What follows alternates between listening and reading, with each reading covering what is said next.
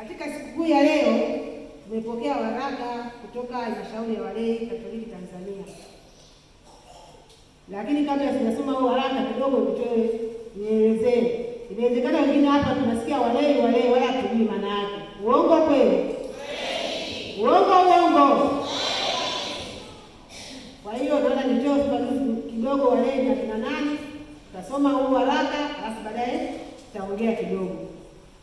Mlei ni Mkristo Katoliki mbatizwa ambaye hana daraja takatifu. Kwa hiyo sisi hapa wote tukiwatoa wale pale na paroko ndio walei. Inawezekana wengine tulikuwa hatujui, na mimi mwenyewe pengine nilikuwa sijui nimejua leo. Kwa hiyo sisi ndio walei. Kwa hiyo ndio ile siku yetu ya leo. Mkristo yeyote Katoliki mbatizwa ambaye hana daraja takatifu, labda padre na utawa, au ndio walei. Kwa hiyo leo ni siku yetu, ni siku yetu ya leo hii.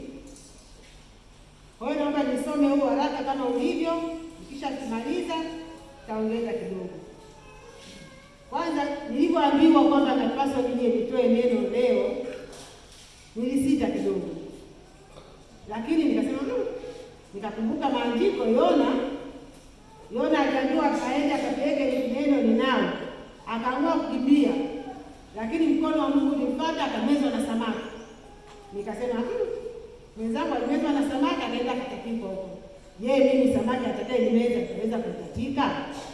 Ikabidi nikubali niweze kutoa neno hili leo. Na paroko ni shahidi. Nilimweleza hivi, nikasema naogopa asinikute yale ya Yona. Kwa hiyo naomba nisome kwanza waraka huu ambao ni ujumbe wa Pentekoste wa 2026 kutoka Halmashauri ya Walei Katoliki Tanzania. Ujumbe wenyewe unasema ufalme wa mbinguni umekaribia.